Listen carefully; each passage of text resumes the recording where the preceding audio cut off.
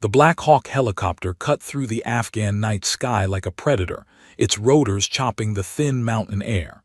Inside the darkened cabin, 8 Navy SEALs sat in silence, each man lost in his own pre-mission ritual.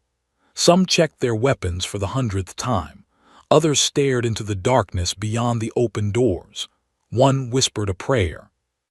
Commander Jake "Hawk" Harrison sat near the door, his weathered face illuminated by the green glow of his night vision goggles pushed up on his helmet. At 42, he was old for this work, but his eyes still held the sharp intensity that had earned him his call sign. He'd led SEAL Teams 7 through 43 missions in this godforsaken country. 43 missions, and every single man had come home. Tonight would be number 44. 5 minutes, the crew chief shouted over the rotor noise, holding up his hand with fingers spread. Harrison nodded and keyed his radio. Check in. Davis, good to go, Lieutenant Marcus Davis responded immediately. At 28, Davis was the youngest officer on the team, but he'd proven himself in Ramadi and Helmand Province. Harrison trusted him like a son. Rodriguez ready.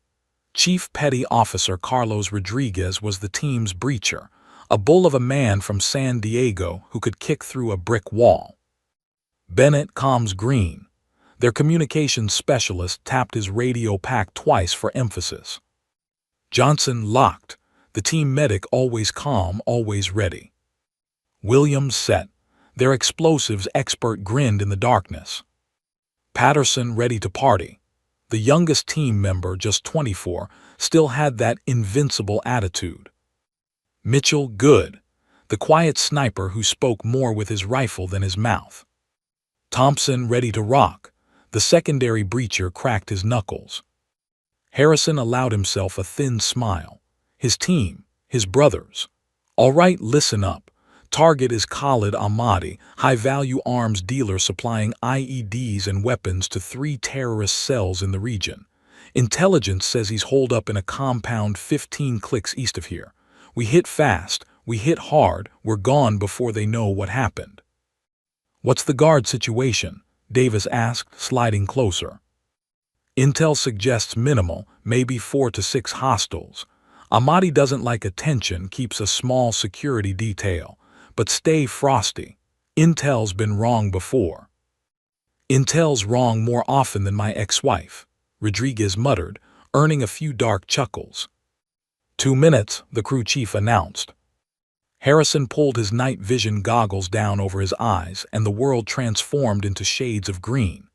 The Hindu Kush mountains below looked like the surface of an alien planet, jagged, hostile, unforgiving. They'd swallowed countless warriors over thousands of years. Taliban, Soviets, British, Mujahideen. These mountains didn't care about flags or causes. They just killed. 30 seconds. The team stood as one, checking each other's gear with practiced efficiency. Harrison felt the familiar pre-mission cocktail of adrenaline and ice-cold focus flooding his system. This was what he was born to do. The helicopter flared suddenly, and the crew chief gave the signal. Go, go, go. The SEALs fast-roped down into the darkness, dropping 12 feet to the rocky ground. Within seconds, all 8 operators were on the ground, weapons up, scanning for threats. The Black Hawk banked hard and disappeared into the night, its sound fading to nothing. Silence descended over the mountains. Wind whispered through the rocks. Somewhere in the distance, a dog barked. Harrison raised his fist, the signal to move. The team fell into formation automatically, years of training making them operate like a single organism. They moved through the mountain terrain with supernatural quiet, their boots finding purchase on loose stones without making a sound. 3 clicks to the target. 45 minutes of careful movement through hostile territory. The night was brutally cold. Harrison's breath formed clouds even through his face mask. The temperature had dropped to near freezing, and frost glittered on the rocks around them. Above, a million stars blazed in the unpolluted sky, the same stars that had watched over warriors in these mountains for millennia. Commander compound in sight. 200 meters. Mitchell whispered through the radio, his sniper scope giving him the best view. Harrison signaled the team to halt. They dropped into defensive positions, becoming invisible shadows among the rocks. He pulled out his binoculars and studied the target. The compound sat in a small valley, surrounded by high stone walls. A main building dominated the center, with several smaller structures around it. Dim light glowed from a few windows. Everything looked exactly like the satellite imagery and drone footage they'd studied. Too exactly. Harrison's instincts, honed by 20 years of combat, whispered a warning. Something felt wrong. The compound was too quiet. No guards visible on the walls, no movement in the courtyard, no cigarette glows from bored sentries. "Sir," Davis had crawled up beside him. "What do you think?" "I think it's too clean," Harrison said quietly. "Where are the guards?" Maybe Ahmadi really does keep a small detail. Maybe, but Harrison didn't believe it. He keyed his radio to command frequency. "Overwatch Hawk 1. Requesting updated intel on target compound. Seeing no visible security. Confirm target is present." Static crackled. Then, "Hawk 1 Overwatch. Thermal imaging confirms multiple heat signatures inside main building. Target is present. You are clear to proceed." Harrison wanted to abort. Every instinct screamed at him to pull back, to wait, to get better intelligence. But they'd been hunting Ahmadi for 3 months. This was their shot. If they waited, he'd disappear again. "All right," he said quietly. "We go, but stay sharp. Something doesn't feel right." The team moved forward, closing the distance to the compound walls. Rodriguez placed the breaching charge on the secondary entrance, a small wooden door in the north wall. Williams double-checked the connections.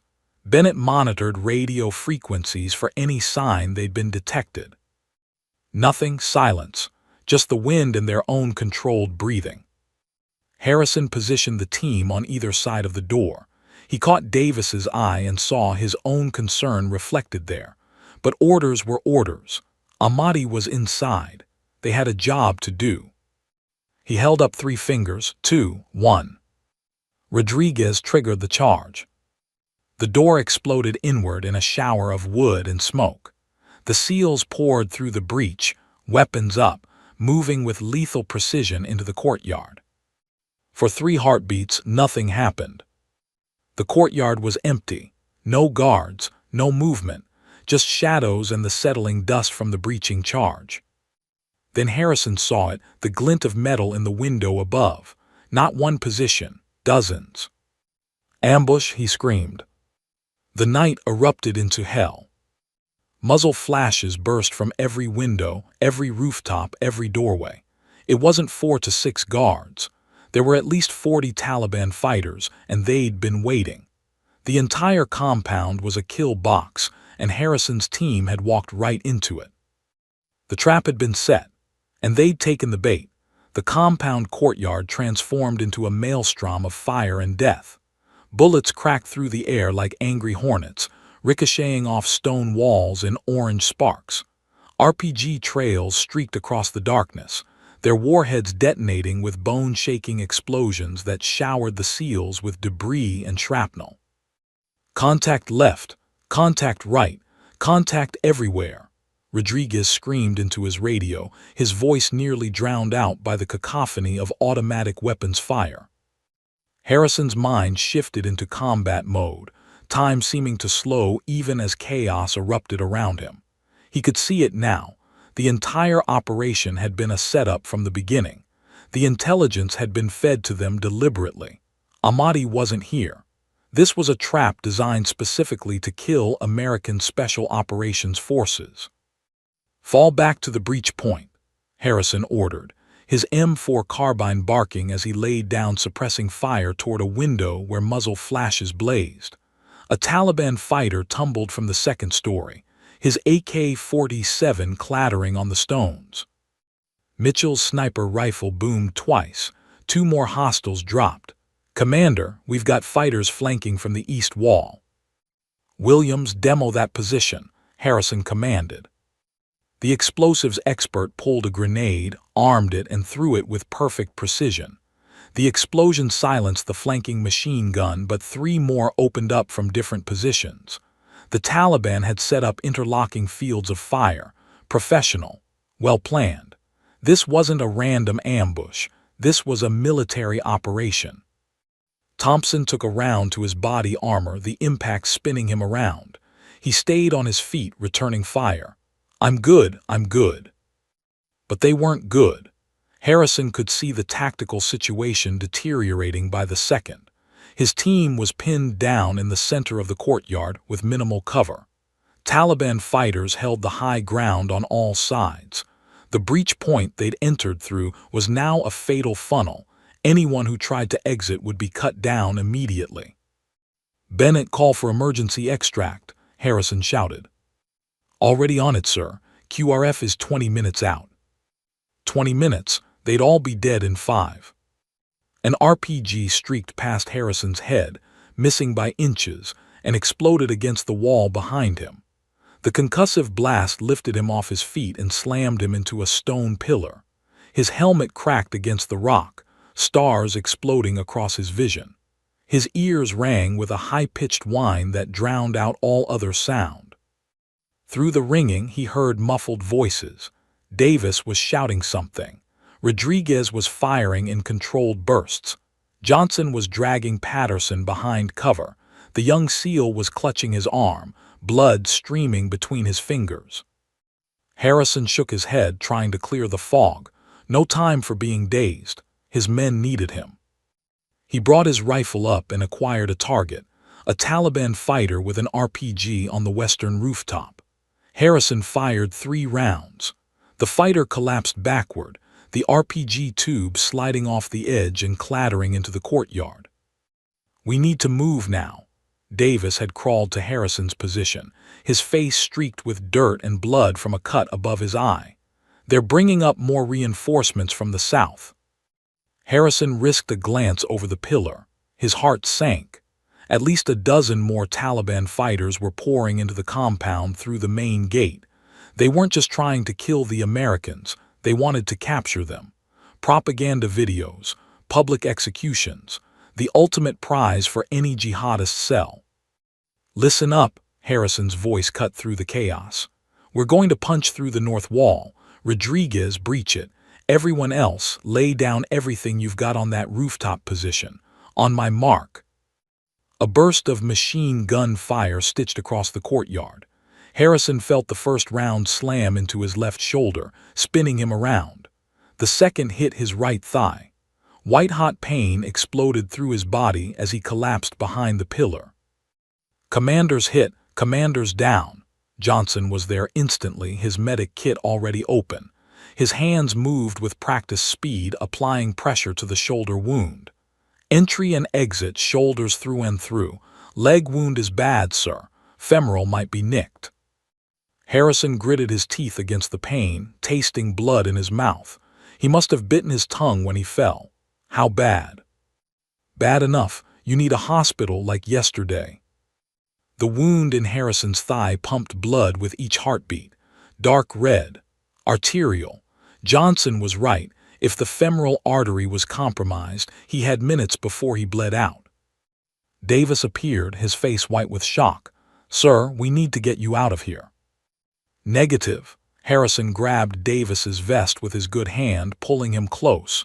"You need to get the team out. That's an order, Lieutenant." "We're not leaving you." "Yes, you are." Harrison's voice was steel despite the pain. "Look at the tactical situation. If you try to carry me, we all die. If you move now, fast and light, you can make it to the extraction point." Another RPG exploded nearby. Mitchell was still firing, his sniper rifle picking off targets with mechanical precision. Williams and Thompson had formed a defensive line, their rifles creating a temporary bubble of cover. But it wouldn't last. "Sir, please," Davis's voice cracked. "Marcus." Harrison used his first name deliberately, his voice softer now. "You're a good officer, you're ready for command. Get our boys home, that's your mission now." Rodriguez had crawled over, his face twisted with anguish. "Commander, we don't leave men behind. Never." "You're not leaving me. I'm ordering you to execute a tactical withdrawal while I provide covering fire." Harrison released Davis and checked his rifle. One magazine left, maybe 30 rounds. Enough. He pulled himself up against the pillar, his wounded leg screaming in protest. The compound swam in his vision, but he forced himself to focus. "I'll hold this position for 3 minutes. That gives you time to reach the secondary extraction point. Bennett, you relay coordinates now." "But sir—" "Now, Bennett." The communications specialist's voice shook as he radioed the new extraction coordinates to the incoming QRF. Harrison met each man's eyes in turn. Mitchell, Williams, Thompson, Johnson, Rodriguez, finally Davis. "It's been an honor serving with you, all of you. Now get the hell out of here. That's a direct order." Davis's jaw clenched. Tears streaked through the dirt on his face, but he nodded. "Yes, sir." He keyed his radio. "Team 7, tactical withdrawal on my mark. Head for secondary extract. Move fast, move quiet. 3, 2, 1, move." Harrison opened fire, his rifle spitting rounds at every muzzle flash he could see. The SEALs broke from cover, running for the eastern wall where Rodriguez had already blown a breach charge. They moved as a unit, covering each other, laying down suppressing fire as they went. Harrison's shoulder was on fire, his leg going numb from blood loss, but he kept shooting. He dropped 2 Taliban fighters trying to flank his team, 3 more who emerged from a doorway. His magazine ran dry. He reloaded, his last one, and continued firing. Through the smoke and chaos, he watched his team disappear through the breach in the east wall.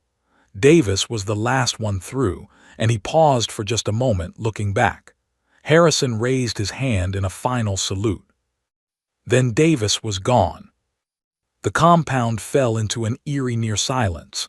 Harrison's ears still rang, but the overwhelming volume of gunfire had ceased. Taliban fighters emerged from their positions, weapons trained on him. 20 of them, maybe more. They approached cautiously, shouting at him in Pashto to drop his weapon. Harrison looked down at his rifle, empty. He'd bought his team the time they needed. He let the weapon fall from his hands. The last thing he saw before the rifle butt struck his head was the stars above, the same stars that had watched warriors die in these mountains for thousands of years. Then darkness claimed him, and Commander Jake "Hawk" Harrison's world went black. In the distance, the fatting sound of helicopter rotors carried his team toward safety. They had left their commander behind. The Black Hawk touched down at Bagram Airfield as dawn broke over the Afghan mountains, painting the sky in shades of blood orange and purple.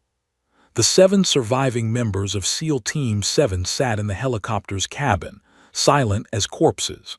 Not one of them had spoken during the 40-minute flight back to base.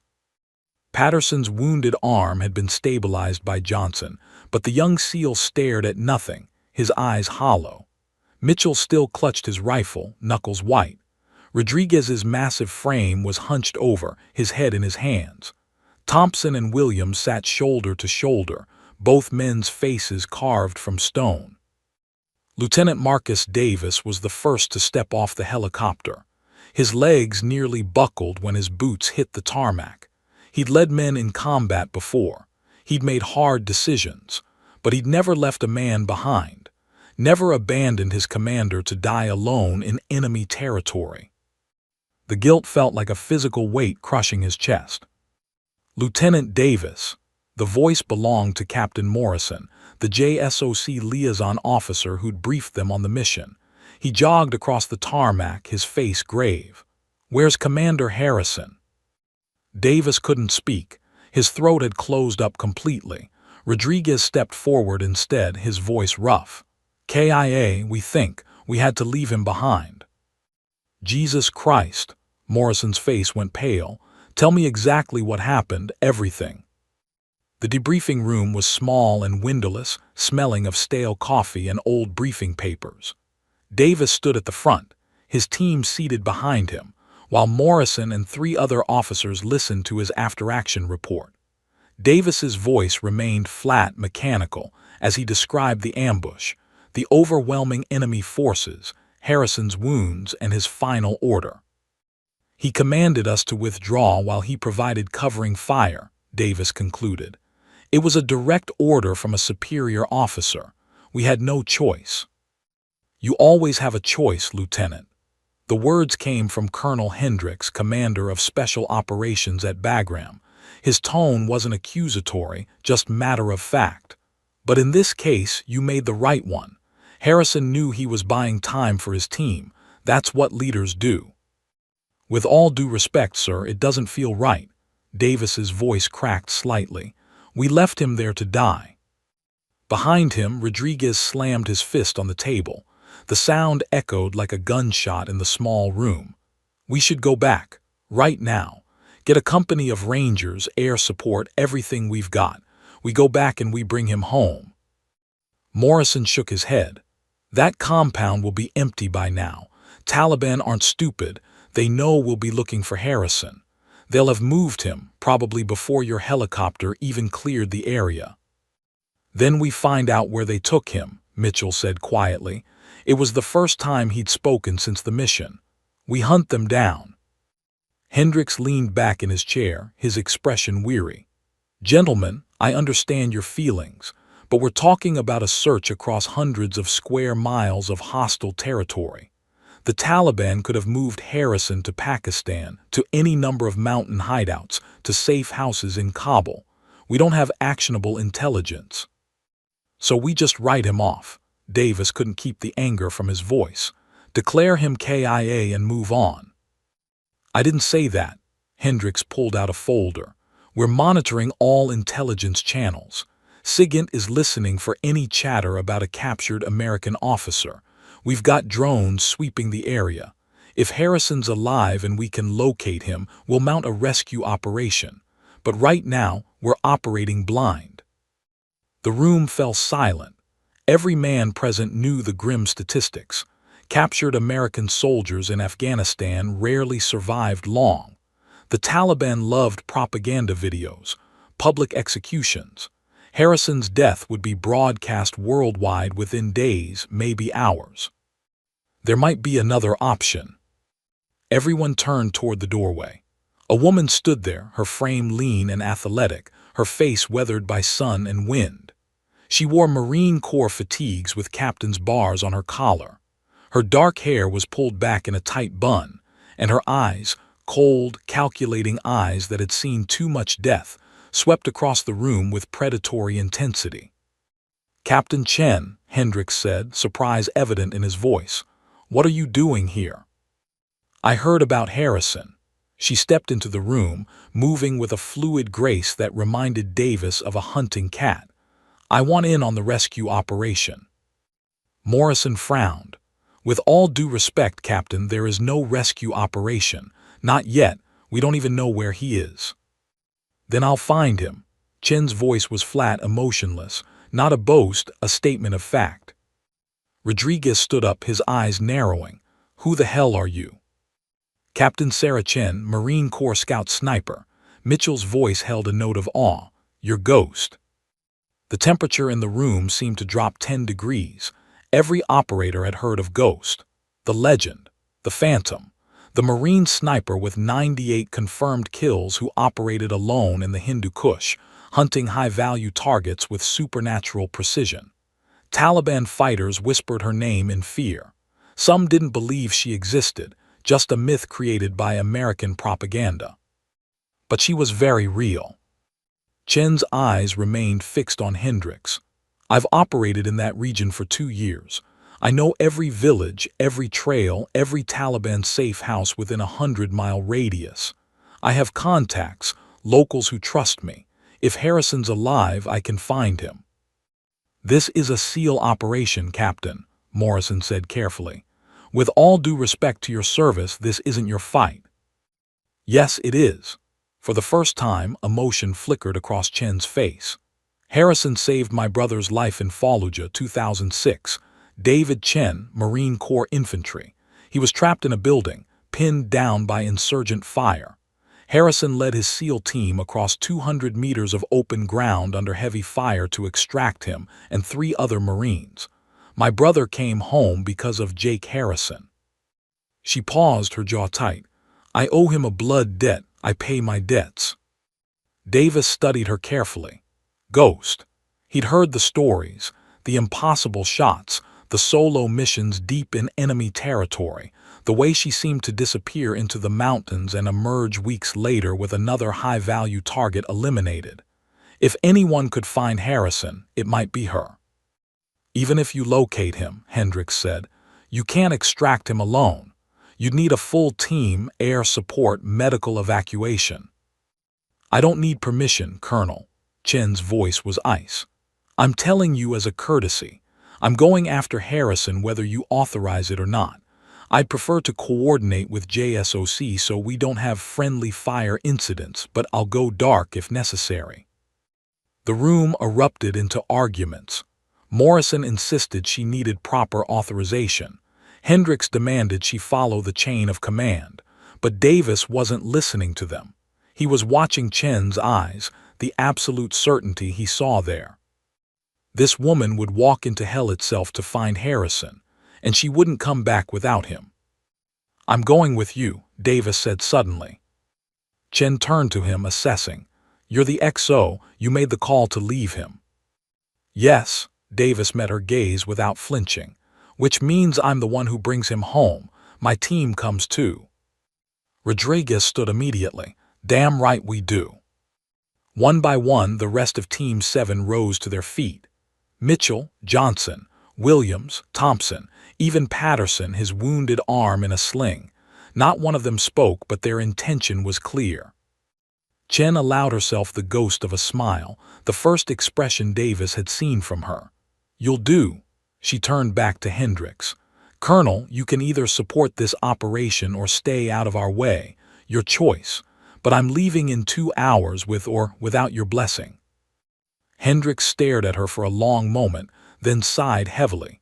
You're putting me in an impossible position, Captain. Good commanders make impossible decisions every day, sir. Chen's voice softened slightly. Harrison made one last night. He chose his men over himself. Now we choose him. That's how this works. The silence stretched out. Finally, Hendricks nodded slowly. You've got 72 hours.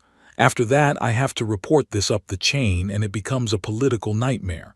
Find him fast, Captain, and bring him home. Yes, sir. Chen was already moving toward the door. Lieutenant Davis, get your team ready. We move light, sniper rifles, basic combat load, enough supplies for 3 days in the mountains. No heavy weapons, no body armor. We're ghosts now.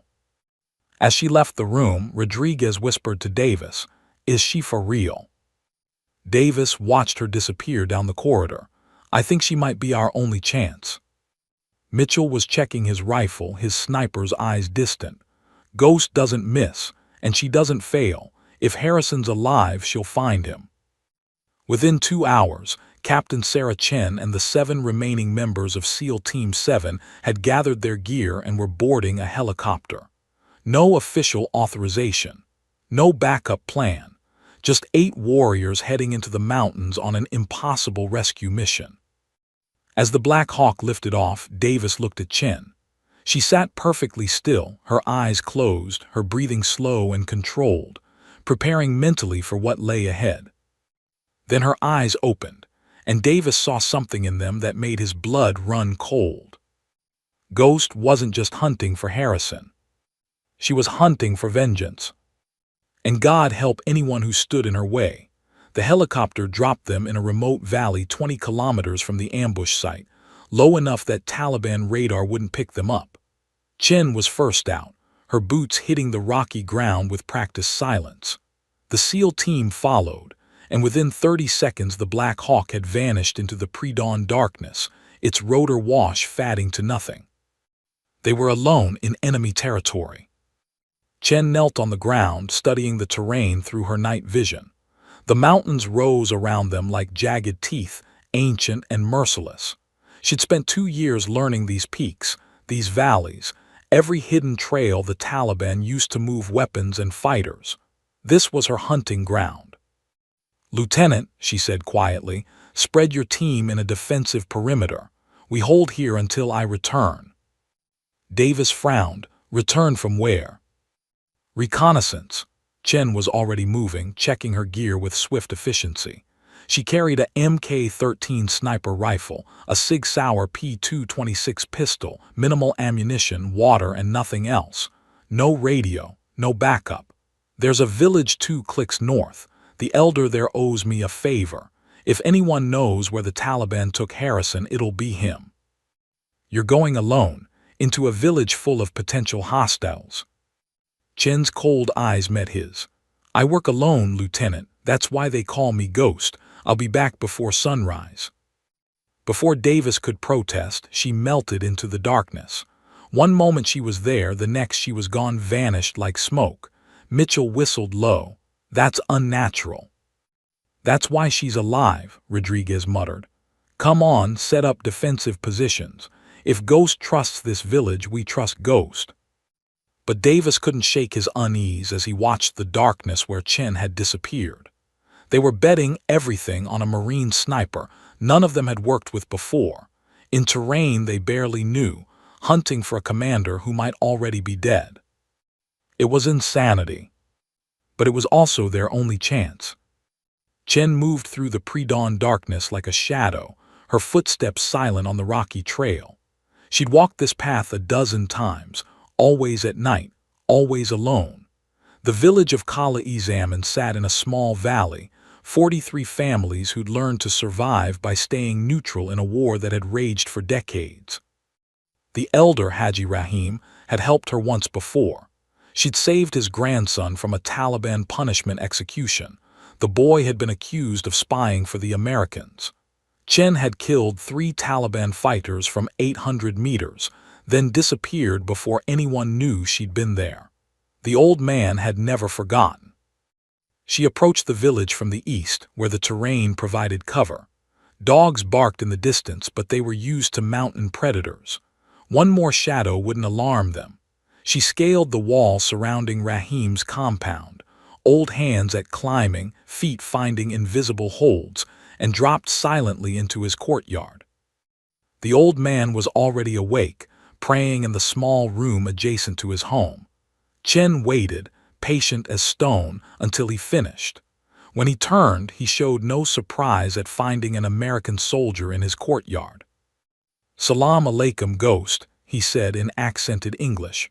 "I wondered when you would come." "You've heard about the American commander." It wasn't a question. Rahim nodded slowly, his weathered face grave in the lamplight. "The Taliban speak of nothing else. A great prize. They say he killed 6 of their fighters before they took him." "Where is he?" The old man hesitated. Chen understood. Giving information meant choosing sides, and choosing sides in this war meant death for him and his family. She reached into her pocket and pulled out a photograph. Her brother David in his Marine uniform, smiling at the camera. Alive. "The commander in that compound saved my brother's life," she said quietly. "I need to save his. Please, Haji." Rahim studied the photograph, then looked into Chen's eyes. Whatever he saw there made him nod. The caves, 5 kilometers east of where they captured him. The old Mujahideen positions from the Soviet war. Many caves, many tunnels, very defensible. Chen's mind was already mapping the terrain. She knew those caves, had scouted them months ago as potential sniper positions. Difficult to assault, impossible to surround completely. The Taliban had chosen well. "How many fighters?" 20, maybe more. They bring reinforcements. Very important prisoner." Rahim paused. "There is more. They plan to kill him at dawn 3 days from now. They film the execution, send it across the world. They want to show American soldiers can be defeated." 3 days, 72 hours. Chen felt ice form in her stomach, not much time. "Thank you, Haji." She turned to leave. "Ghost," the old man's voice stopped her.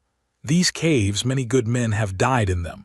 Soviets, Taliban, Americans. The mountains drink blood like water, be careful. I'm always careful. Chen scaled the wall and disappeared into the darkness. She was back at the seal position within an hour, materializing out of the shadows so suddenly that Thompson nearly shot her. Jesus! A little warning next time. We move now, Chen said, ignoring him. She knelt and sketched a rough map in the dirt using her knife. Harrison's here in a cave complex 5 clicks east. At least 20 Taliban, probably more. They're planning to execute him in 3 days. Davis studied the map. That's not much time to plan an assault. We're not assaulting anything, not yet. Chen's finger traced a route through the mountains. We establish overwatch here, high ground with clean sight lines to the cave entrance. I conduct detailed reconnaissance, map their patrol patterns, identify key targets. Then we call in support and extract Harrison. And if we can't get support in time? Chen's smile was cold and sharp as a knife. Then I start killing people until there's nobody left to stop us. Mitchell grinned. I like her style. They moved through the mountains as the sun rose, painting the peaks gold and crimson. Chen led them along routes that didn't appear on any map, game trails, old smuggling paths, dried stream beds that provided concealment from above. She moved with absolute confidence, never hesitating, never doubling back. She really does know every inch of this terrain, Johnson whispered to Davis. Let's hope that's enough. It took them 6 hours of hard climbing to reach Chen's chosen observation post, a rocky outcrop 1,700 meters from the cave complex, with perfect sight lines and multiple escape routes. The position was invisible from below, shielded from aerial observation by an overhang, and offered commanding views of the entire valley. Chen immediately began setting up her rifle, her movements precise and economical. She adjusted the scope, calculated range and wind, and settled into position. Through her scope, she could see the cave entrance clearly, guards posted outside, movement in the shadows within. There, she whispered. 3rd cave from the left, 2 guards at the entrance. That's where they're keeping high-value prisoners. Davis pulled out his binoculars. How do you know? See the guards, they're not Taliban regulars, they're too disciplined, too alert. Those are Haqqani network fighters, elite. They only guard important assets. Chen's voice was clinically detached, analytical. I count 6 external guards rotating every 4 hours, likely more inside. For the next 12 hours, Chen didn't move from her position. She watched, cataloged, memorized every guard rotation, every patrol pattern, which fighters were alert, which were lazy, where the weak points were. The SEAL team took turns resting, but Chen remained motionless, her eye pressed to her scope, her breathing slow and controlled. As darkness fell, Davis crawled up beside her. You need to rest. I can take watch. I don't need rest. I need information. But her voice was less harsh than before. In 2 hours, they'll bring Harrison outside. They do it every evening. Let the prisoner see the sunset before taking him back inside. Psychological warfare makes them think about their mortality. How do you know that? Because I've been watching Taliban prisoner protocols for 2 years. Chen adjusted her scope fractionally. In my line of work, patterns mean everything. Break the pattern, you break the enemy. Right on schedule, 2 hours later, 4 Taliban fighters emerged from the cave. Between them stumbled a figure, hands bound, legs shackled, a black hood over his head. Even at 1,700 meters, even through the scope, Chen could see the injuries. The way he favored his left side, the stiffness in his leg. But he was alive. Commander Jake Harrison was alive. I've got eyes on target, Chen said quietly. He's mobile but injured, left shoulder and right leg compromised. They've beaten him, facial trauma visible even with the hood, but he's conscious and aware. Davis felt emotion surge through his chest. He's alive. Thank God he's alive. For now, Chen tracked Harrison as the guards led him to the edge of the cliff, letting him see the sunset with the hood briefly removed. Even through the scope, she could see his face, swollen, bruised, defiant. But in 2.5 days, they'll kill him. We need to move fast. She keyed her encrypted satellite radio. Overwatch, this is Ghost. I have positive identification on Hawk 1. Target is alive. Repeat, target is alive. Requesting immediate tactical support for rescue operation. Sending coordinates now. The response crackled back. Ghost, Overwatch, coordinates received. Be advised, nearest QRF is 40 minutes out, and political authorization for cross-border operation is pending. Hold position and observe. Do not engage without authorization. Chen's jaw tightened. Overwatch, target has 72 hours before execution. We don't have time for politics. Understood, Ghost. Continue reconnaissance. Command is working on authorization. Overwatch out. Chen lowered the radio, her eyes still locked on Harrison through her scope. The Taliban guards were leading him back inside the cave now, shoving him roughly. He stumbled but didn't fall, still fighting, still refusing to break. What now? Davis asked. Now we wait. Chen's voice was ice. And we prepare. Because authorized or not, in 72 hours, I'm going to kill every person between me and Commander Harrison. And then I'm bringing him home. She chambered a round in her rifle, the metallic sound sharp in the mountain silence. The hunt had begun. 48 hours passed in agonizing slow motion. Chen remained in her observation post, barely moving, barely sleeping. She'd mapped every inch of the cave complex, documented every guard rotation, identified 37 distinct Taliban fighters.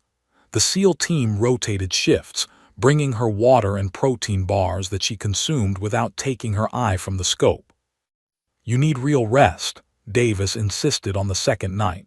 You're no good to us if you collapse. I'll rest when Harrison's safe. Chen's voice was hoarse from dehydration, but her hands remained steady on her rifle.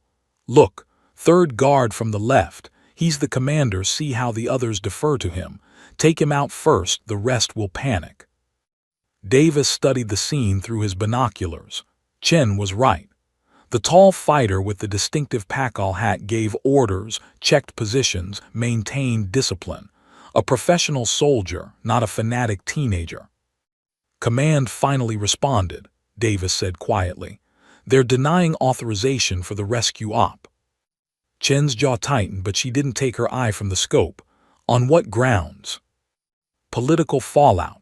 Risk assessment shows 70% probability of mission failure. They're concerned about losing more operators. Davis's voice was bitter. They want us to maintain observation and wait for a larger-scale operation. How long? 5 to 7 days. Harrison will be dead in 24 hours. Chen finally looked away from her scope, her eyes bloodshot and fierce. Tell me you're not accepting that order, Lieutenant. Davis met her gaze. Behind him, the rest of Team 7 had gathered, their faces grim. Rodriguez spoke first. We didn't come here to watch our commander die on a video feed. We came to bring him home. Damn right, Mitchell added. I don't care what command says. Chen studied each man carefully. They were willing to throw away their careers, face court-martial, possibly die in these mountains, all for one man. That was the kind of loyalty she understood, the kind worth fighting for. Then here's what we do. She turned back to her scope, her mind already calculating angles, distances, timing. Dawn assault. The guards are most complacent then, tired from night watch, waiting for relief. I provide overwatch from this position. You 7 infiltrate from the North Ridge here. She pointed to a route on her sketch. I eliminate sentries silently, create a corridor of fire. You extract Harrison and fall back to the secondary LZ. That's a 1,700-meter shot in variable mountain winds, Mitchell said, in low light conditions. I've made harder shots. Chen's voice carried absolute certainty. My longest confirmed kill is 1,900 meters. I don't miss, Mitchell, not when it matters. Williams frowned, studying the terrain. Even if you take out the external guards, there's at least 20 more inside those caves. We'll be outnumbered 3-1. Not if I keep shooting, Chen smiled coldly. They won't know where the shots are coming from. 1,700 meters in these mountains with suppressor and proper concealment. They'll think Allah himself is striking them down. Fear and confusion are force multipliers. Davis made his decision. We go at dawn, 4 hours from now. Everyone prep your gear, get what rest you can. Mitchell, your secondary overwatch, find a position with different angles. Chen, your primary. Rodriguez, you lead the extraction team. What about you? Rodriguez asked. I'm going in with you. Harrison's my responsibility. Davis's voice was firm. I left him behind, I bring him home. The team dispersed to prepare. Chen remained at her position, her eye returning to the scope. She could see Harrison's cave entrance, guards changing shift. Somewhere in that darkness, the commander was waiting, wounded, beaten, but not broken. Hold on, she whispered, we're coming. Dawn came slowly to the Hindu Kush, the sky gradually brightening from black to deep purple to pale gray. Chen had been in position for 6 hours without moving, her body temperature matching the rocks around her, her breathing imperceptible. She'd become part of the mountain itself. Through her scope, she watched the guards. They were tired, yawning, passing around a thermos of tea. The morning shift hadn't arrived yet. Perfect. All elements, this is Ghost, she whispered into her radio. Beginning target elimination in 60 seconds. Call out if you need me to hold. Extraction team in position, Rodriguez responded. We're ready. Secondary overwatch ready. Mitchell confirmed from his position, 400 meters to Chen's east. Chen's breathing slowed even further. Her heartbeat steadied to a calm, measured rhythm. The world narrowed to what she could see through her scope, a circle of crystal clarity while everything else faded away. First target, the guard commander with the Pakal hat standing near the cave entrance. Range, 1,743 meters. Wind, 3 knots from the northwest, gusting. Temperature, 42 degrees. Barometric pressure, falling.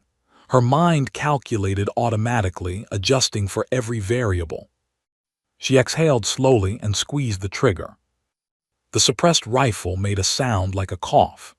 1,700 meters away, the guard commander's head snapped back, and he crumpled to the ground.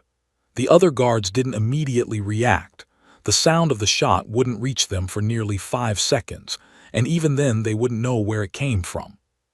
Chen cycled the bolt smoothly, chambering another round. Second target, the guard by the ammunition cache. She fired, he dropped. Now the guards were reacting, shouting in confusion, trying to understand where the shots were coming from. They scattered for cover, but Chen was already tracking her third target. Fire. A guard sprinting for the cave entrance fell mid-stride. 3 down, she reported calmly. Corridor is open, move now. The SEAL team broke from cover, sprinting down the mountainside toward the caves. Chen continued firing with mechanical precision. Fourth target, a guard emerging from a secondary cave. Fifth target, a fighter trying to man a PKM machine gun. Sixth target, someone shouting orders from behind a rock formation. 6 shots, 6 kills, 8 minutes. Contact, they're bringing up reinforcements from the southern caves. Davis's voice crackled over the radio. Chen swiveled her rifle, acquiring the new threats. 7 fighters pouring out of a cave entrance she'd marked as a secondary position. Too many targets, moving too fast. She picked the leader and fired. He went down. The others dove for cover. Mitchell, southern cave entrance, multiple targets, she directed. I see them. Mitchell's rifle boomed. 2 more Taliban fighters fell. But now the enemy had figured out they were under sniper fire, even if they couldn't locate the shooters. Chen watched through her scope as a spotter, young, maybe 19, climbed onto a boulder with binoculars, scanning the mountains systematically. He was good, methodical, and he was looking in her general direction. Chen's scope centered on him. Range, 1,700 meters. The boy was just doing his job, just trying to protect his position. For a moment, she hesitated. Then she remembered Harrison, beaten and chained in that cave. She fired. The spotter tumbled backward off the boulder. But he'd been keying a radio when she shot him. Within seconds, heavy machine gun fire erupted from 3 positions simultaneously, raking the mountainside where Chen was hidden. They didn't know her exact location, but they were getting close. Rocks exploded around her position. Bullets whined off stone, sending chips of granite flying. Chen pressed herself flat, waiting for the burst to pass. When it did, she immediately relocated 15 meters to her right, to a backup position she'd scouted 2 days earlier. From the new angle, she could see a Taliban fighter behind a Dushka heavy machine gun, the weapon that had nearly found her. She didn't hesitate. The .50 caliber rifle spoke once, and the gunner's head disappeared in a red mist. "Chen, you're taking fire," Davis shouted over the radio. "Pull back." "Negative, you're not at Harrison's position yet." Chen's voice remained eerily calm despite bullets cracking through the air around her. "I've got you covered. Keep moving." She acquired another target, a fighter with an RPG. Fired. The man collapsed, the RPG tumbling from his hands and detonating against the cave wall. The explosion brought down a shower of rocks that buried 2 more Taliban fighters. 13 confirmed kills in 11 minutes. Rodriguez's voice came over the radio, urgent. "We've reached the cave entrance. Breaching now." Inside the dark cave, Commander Jake Harrison heard the distant gunfire and explosions. He'd been drifting in and out of consciousness, his body a landscape of pain. The Taliban had beaten him methodically, professionally, trying to extract information he'd never give them. But now he heard American weapons, the distinctive crack of M4 carbines, and underneath it all the steady, rhythmic sound of a high-powered rifle picking off targets with supernatural accuracy. Someone was coming for him. His cracked lips formed words in the darkness. "Took you long enough." Outside, Chen was in her element. She'd eliminated 14 Taliban fighters, wounded 3 more, and created enough chaos that the remaining enemy didn't know whether to fight, flee, or hide. Her rifle was an extension of her will, each shot a surgical strike that removed another obstacle between her team and their commander. But then she saw something that made ice flood her veins. A pickup truck with a mounted machine gun was racing up the mountain road toward the cave complex. Not just one, 3 of them, reinforcements, at least 20 fresh fighters. "Extraction team, be advised," Chen said into her radio, her voice tight. "You've got heavy reinforcements incoming.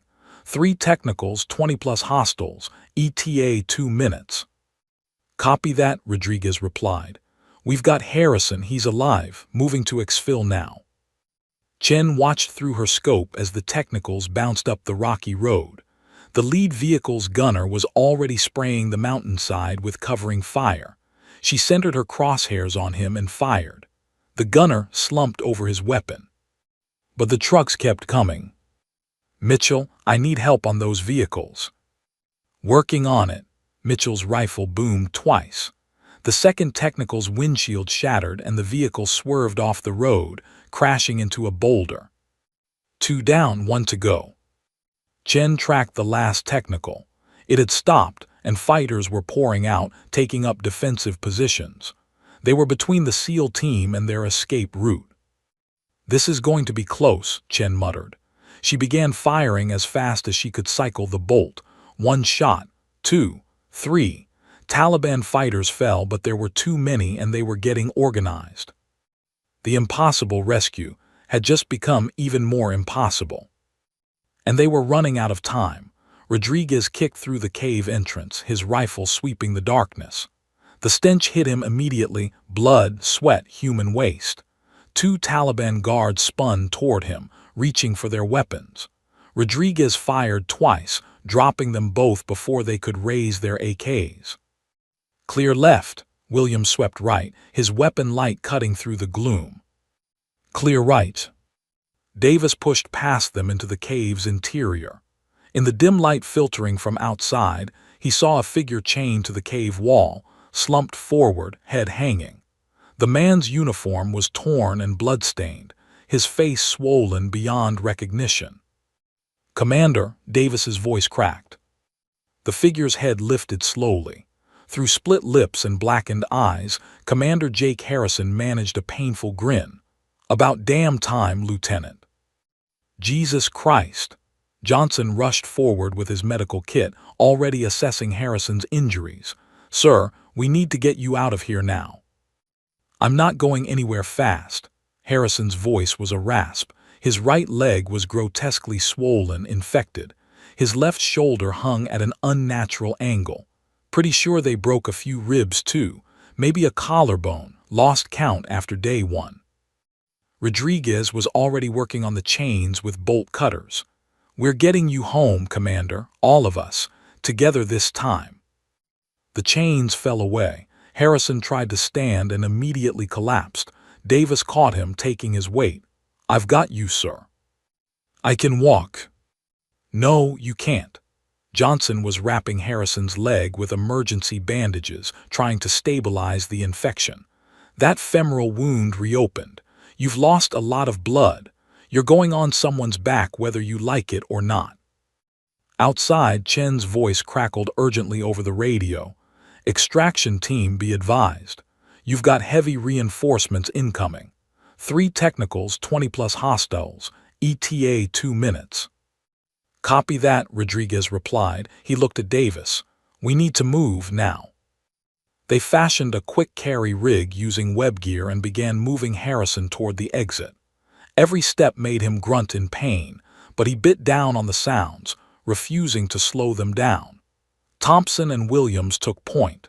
Rodriguez and Davis carried Harrison, and Johnson brought up the rear. They emerged from the cave into chaos. Chen's rifle was singing a song of death from the mountainside. Taliban fighters were falling, but more kept coming. The remaining technical had disgorged its passengers, and now at least 15 fighters were forming a defensive line between the SEALs and their escape route. "We're pinned," Williams shouted, ducking as bullets chewed into the rock face beside him. From her position, Chen could see the tactical nightmare unfolding. The SEALs were trapped between the caves and the Taliban reinforcements, carrying a wounded man, with no cover and nowhere to go. In 30 seconds, they'd all be dead. Unless she did something impossible. She keyed her radio. "Extraction team, hold position behind that boulder cluster at your 10 o'clock. I'm going to clear your path." "Chen, there's too many," Davis started. "Trust me." Chen took a deep breath and became death itself. The first Taliban fighter to die never heard the shot. He simply fell, a hole appearing in his chest. The second went down before the first hit the ground. The third was turning to run when Chen's bullet found his spine. She was operating on pure instinct now, her conscious mind stepping aside to let muscle memory and thousands of hours of training take over. Acquire target. Calculate. Fire. Cycle bolt. Acquire next target. The rhythm was hypnotic, mechanical, perfect. 4 kills, 5, 6. But the Taliban had finally figured out her general direction. A hail of bullets tore into her position, forcing her to roll away. She felt something hot slash across her left side, a ricochet or a grazing shot, she couldn't tell. Pain bloomed, sharp and insistent. Chen ignored it. She relocated 20 meters, found a new position, and kept shooting. 7, 8, 9. "The corridor's opening," Rodriguez shouted. "Move, move." The SEALs broke from cover, carrying Harrison between them. They ran through the gap Chen had created, stepping over bodies, their boots slipping on blood-soaked rocks. Taliban fighters tried to close the gap, but Chen's rifle spoke again and again, each shot precisely placed, each one buying precious seconds. Then her radio crackled with Mitchell's voice, tight with concern. "Chen, you've got a spotter on the ridge above you. He's got binos and a radio, if he calls in your position." Chen was already moving, scanning the ridge line through her scope.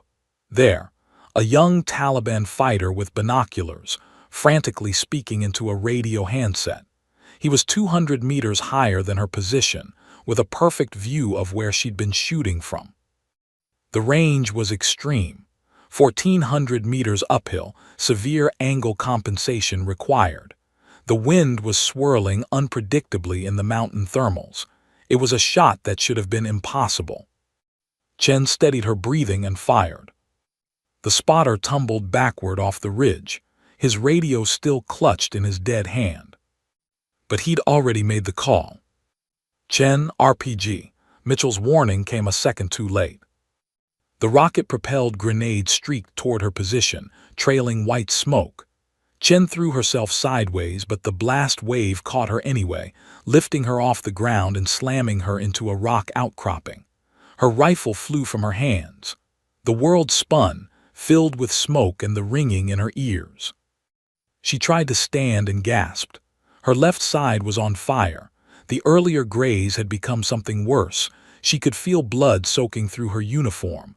Cracked ribs, maybe, or worse. Her left arm wasn't responding properly. Chen, status. Davis's voice sounded distant, muffled.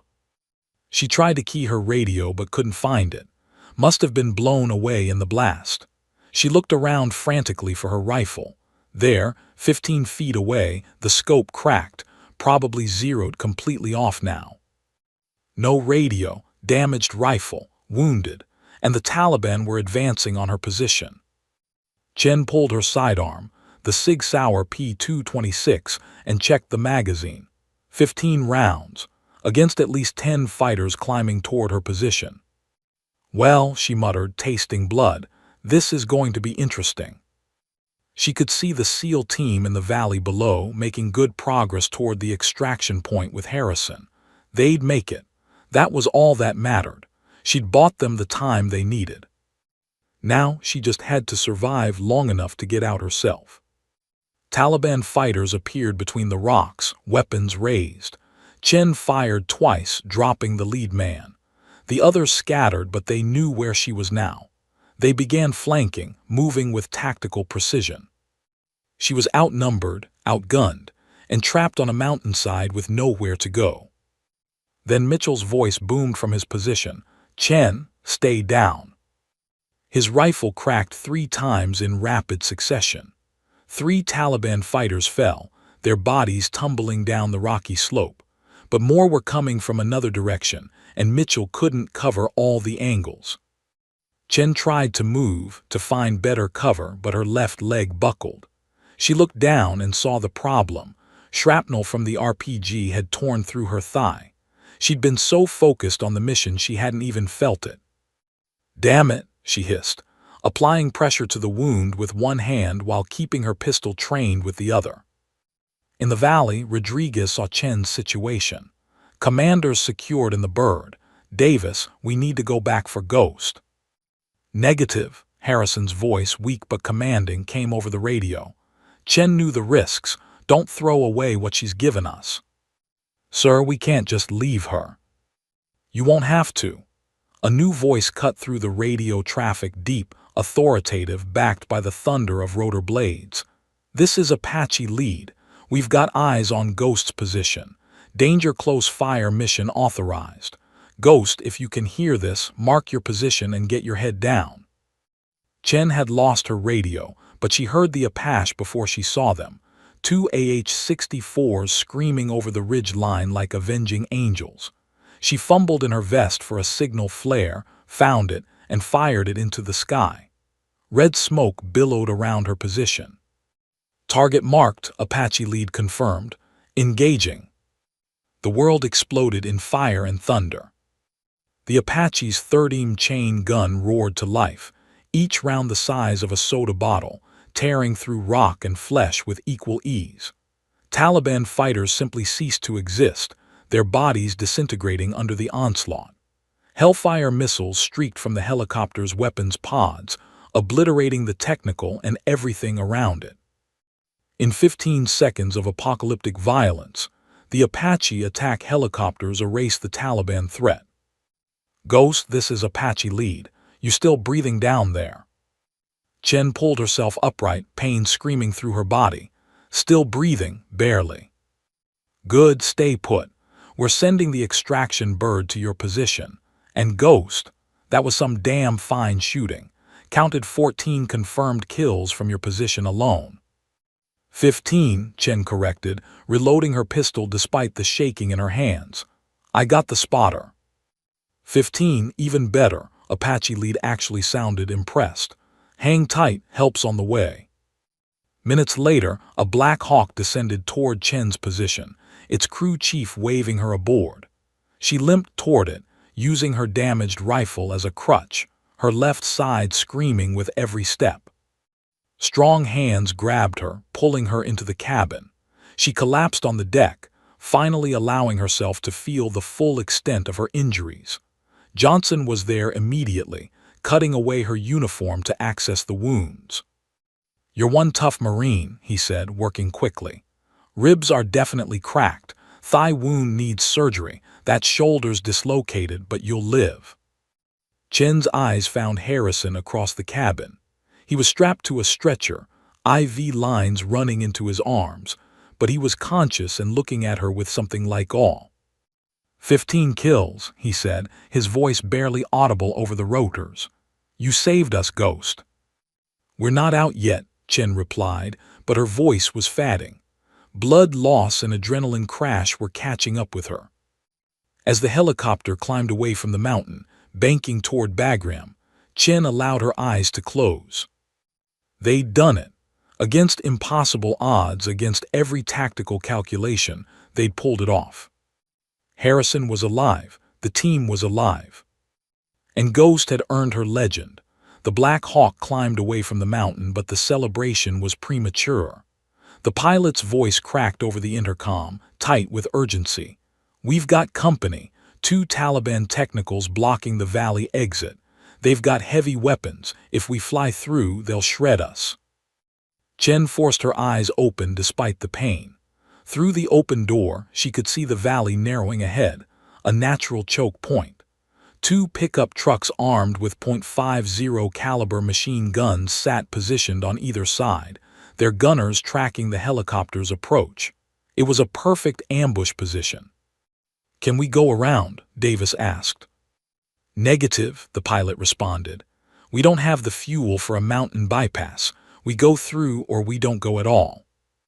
Chen pulled herself upright, ignoring Johnson's protests. Her left side was on fire, her thigh bleeding through the bandages, but her mind was clear. She looked at her damaged rifle. The scope was cracked, the zero completely off. Useless at long range. But the technicals were only 400 meters away now. Close enough. "Give me that," she said, pointing to Mitchell's rifle. "You can barely stand." "Now, Mitchell." Her voice carried command authority that made the sniper hand over his weapon without further argument. Chen braced herself in the helicopter's doorway, her body screaming in protest. She had no spotter, no stable platform, and was shooting from a moving aircraft at moving targets while wounded. The shot was nearly impossible. Nearly. She steadied her breathing, forcing the pain into a distant corner of her mind. Through Mitchell's scope, she acquired the first technical's gunner, a bearded man in a gray dishdasha, his hands on the heavy machine gun's grips. The helicopter was banking, turning, the whole world tilting. Wind buffeted her position. Every variable was against her. Chen exhaled and fired. 1,400 meters away, the gunner's head snapped back. He slumped over his weapon, dead before his finger could squeeze the trigger. "Holy," the pilot's voice was awed. "Did she just—" "Second target," Chen muttered, already working the bolt.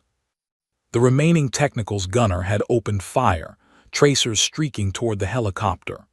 Bullets punched through the thin skin of the Black Hawk, one passing so close to Rodriguez's head that it singed his hair.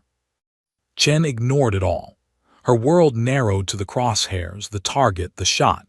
She could feel her heartbeat, feel the rhythm of the helicopter's movement, feel the wind against her face. She fired.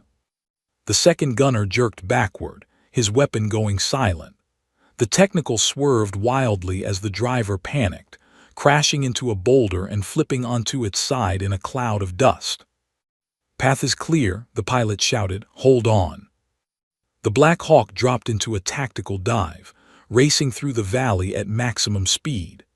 Taliban fighters on the ground fired up at them with small arms, but the helicopter was already past, climbing hard as it cleared the valley mouth.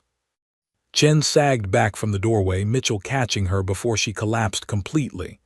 "2 shots," he said softly, "from a moving helicopter, at 1,400 meters, that's impossible." "Apparently not." Chen's voice was fading again, blood loss catching up with her. "But they weren't safe yet." "Multiple hostiles ahead," the door gunner suddenly shouted. "Looks like a prepared ambush position." Through the open door, Chen could see the problem. A ridge line overlooked their flight path, and at least a dozen Taliban fighters were positioned along it with RPGs and heavy weapons. The Black Hawk was flying right into a kill zone. The co-pilot's voice was grim. "They knew our extraction route. This whole thing's been coordinated. We're flying into a trap." Harrison, strapped to his stretcher but conscious, made a decision. "Pilot, can you get us on the ground? Find cover." "There's a depression 200 meters ahead. Rocky cover. I can set down there, but then we're stuck until air support arrives." "Do it, get us down." The helicopter banked hard, dropping fast toward the rocky depression. Taliban fighters on the ridge opened up with everything they had. An RPG streaked past, missing by meters. Machine gun fire raked across the helicopter's tail, systems beginning to fail. "We're hit, we're hit."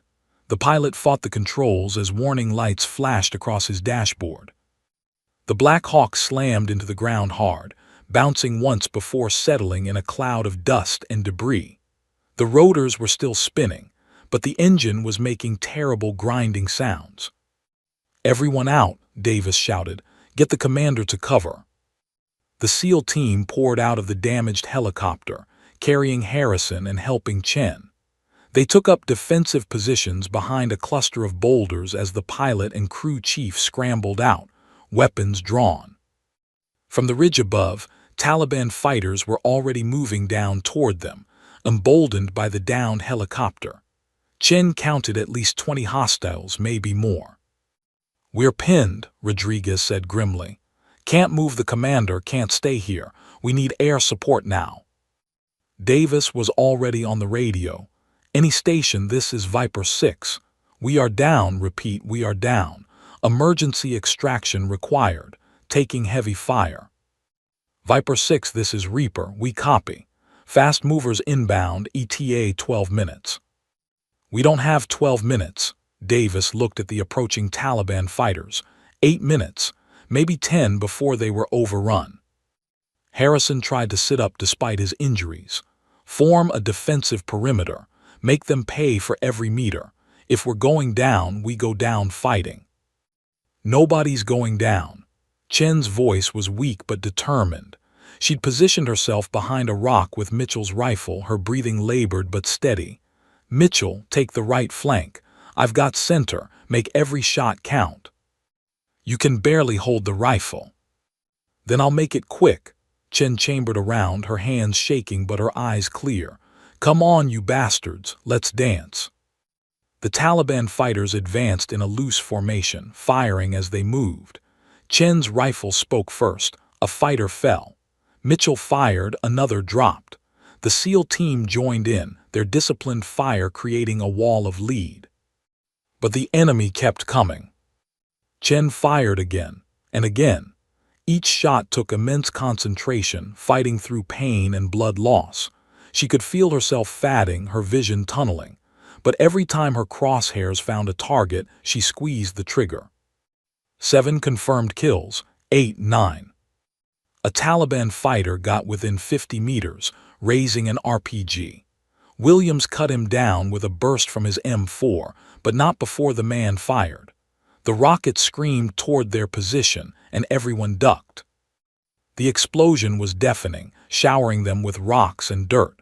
When the smoke cleared, Chen realized she couldn't hear out of her left ear. Everything sounded muffled, distant. 4 minutes, Davis shouted, checking his watch. Air support in 4 minutes. Chen fired again. 10 kills. Her rifle's bolt locked back, empty magazine. She fumbled for a reload but couldn't find one. Her vision was graying at the edges. Out, she said simply, letting the rifle fall. Mitchell handed her his pistol. Make it count. The Taliban were within 30 meters now, too close. Hand-to-hand range. This was going to get ugly. Then the world exploded with sound and fury. 2 Apache attack helicopters roared over the ridge line, their 30 chain guns unleashing hell. Taliban fighters were torn apart, their bodies shredded by high-explosive rounds. Hellfire missiles streaked into concentrations of enemy fighters, the explosions walking across the mountainside like the footsteps of an angry god. In 20 seconds, the Taliban assault dissolved into chaos and death. Viper 6, this is Apache lead. Sorry we're late to the party. Area is secure. Extraction bird inbound, ETA 2 minutes. Chen slumped back against the rock, the pistol falling from her nerveless fingers. She'd done it. They'd all done it. Against impossible odds, against every tactical disadvantage, they'd survived. Harrison was being loaded onto a fresh helicopter, medics swarming him. The SEAL team was battered but alive, every single man accounted for. Rodriguez appeared above Chen, his huge hand reaching down. Come on, Ghost, time to go home. Can't move, Chen admitted. Everything hurts. Then I'll carry you. Rodriguez lifted her as gently as a child, cradling her against his chest as he walked toward the waiting helicopter. Through fading consciousness, Chen heard Harrison's voice. Is Ghost alive? She's alive, sir, barely, but she's one tough Marine. Damn right she is. Harrison's voice was filled with pride and gratitude. She saved us all. As the helicopter lifted off, finally escaping the deadly mountains, Chen allowed herself a small smile. The hunt was over. The mission was complete. Commander Jake, Hawk Harrison was going home. And so was Ghost. The base hospital at Bagram smelled of antiseptic and coffee. Commander Jake Harrison lay in a recovery bed, tubes and monitors connected to his battered body. 3 surgeries in 2 days had saved his leg, repaired his shoulder, and cleaned out the infections that had nearly killed him. The doctors said he'd live. Whether he'd ever operate again was another question. But he was alive. Outside his room, the 7 members of SEAL Team 7 maintained a constant vigil. They'd been there for 48 hours straight, taking turns sleeping in the waiting area chairs, refusing to leave until their commander was out of danger. Davis sat closest to the door, his eyes red-rimmed from exhaustion and emotion. Down the hall, in another recovery room, Captain Sarah Chen was undergoing her own medical ordeal. The shrapnel had been removed from her thigh, her ribs wrapped, her shoulder relocated. She'd lost 2 pints of blood and suffered a mild concussion from the RPG blast. The doctors wanted to medevac her to Germany for further treatment. Chen had other ideas. I'm not going anywhere, she told the doctor flatly, pulling out her IV despite his protests. Not until I know Harrison's going to make it. Captain, you need proper rest. What I need is to see my team. Chen swung her legs off the bed, biting back a gasp of pain. Every movement hurt, but she'd endured worse. She grabbed a crutch and hobbled toward the door, the doctor trailing behind her helplessly. She found Harrison's room by following the cluster of SEALs in the hallway. They parted for her like water, their faces showing respect bordering on reverence. Rodriguez steadied her when she swayed slightly. Ghost, he said softly, you should be in bed. So should all of you. Chen looked past him to where Davis sat. How is he? Stable, awake, asking for you actually. Chen limped into the room. Harrison's eyes opened as she approached, and despite the bruises and swelling, his face broke into a genuine smile. There she is, he said, his voice rough but stronger than before. "The woman who can't follow orders worth a damn. I specifically remember telling you to rest. I specifically remember you telling your team to leave you behind," Chen replied, settling carefully into the chair beside his bed. "We're both bad at following orders, Commander." Harrison laughed, then winced. "Don't make me laugh, hurts like hell." He studied her face, seeing the exhaustion, the pain she was trying to hide, the blood-soaked bandages visible beneath her hospital gown.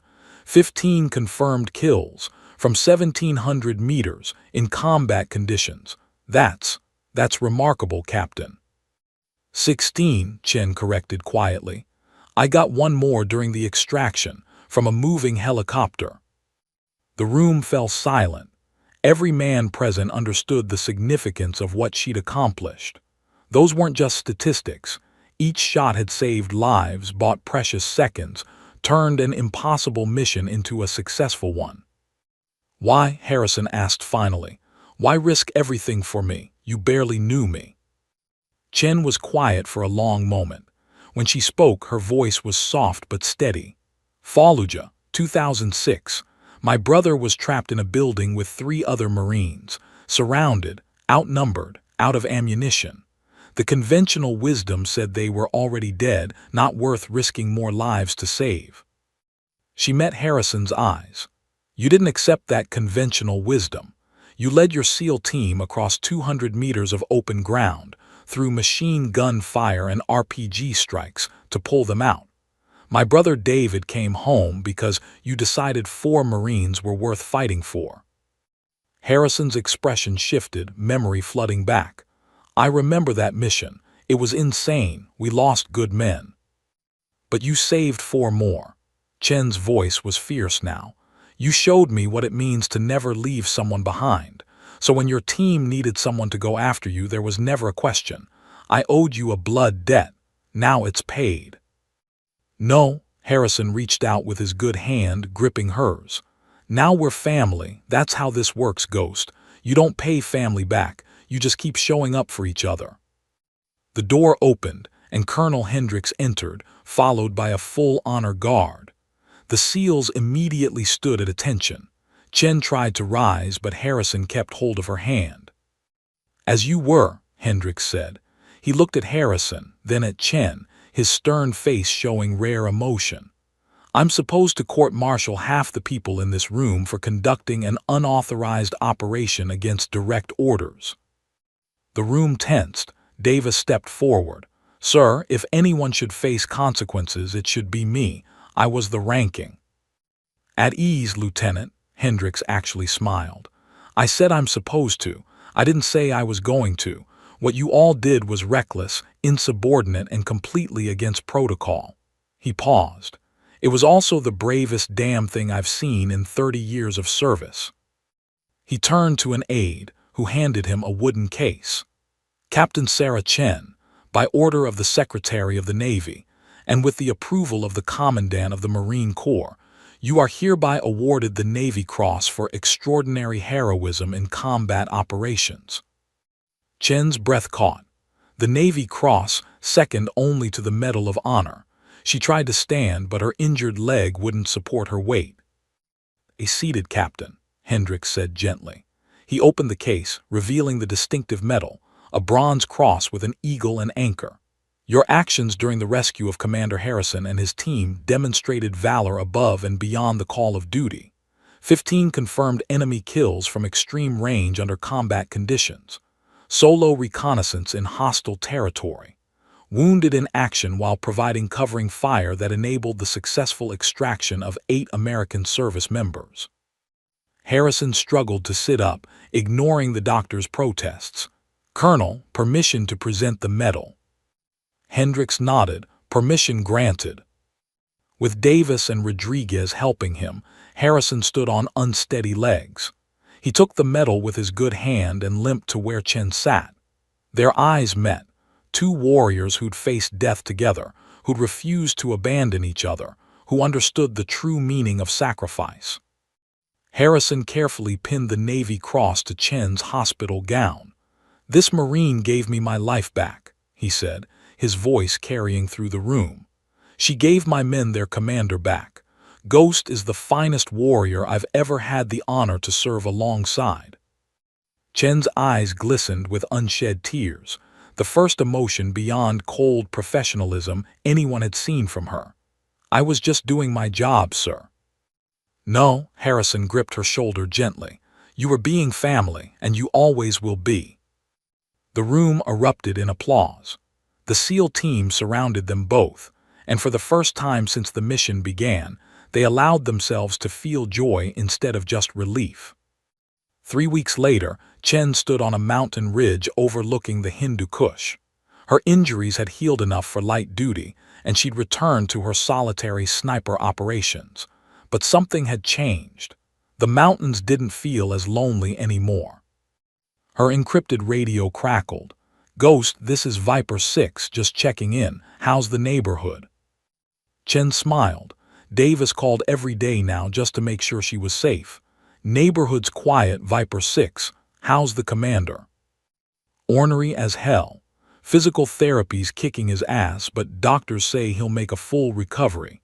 He'll be back to operational status in 6 months." "Good." Chen adjusted her scope, scanning the valley below. "Tell him I'm keeping his mountains safe until he gets back."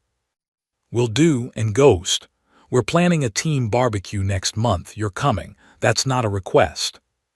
"Since when do Marines take orders from Navy?"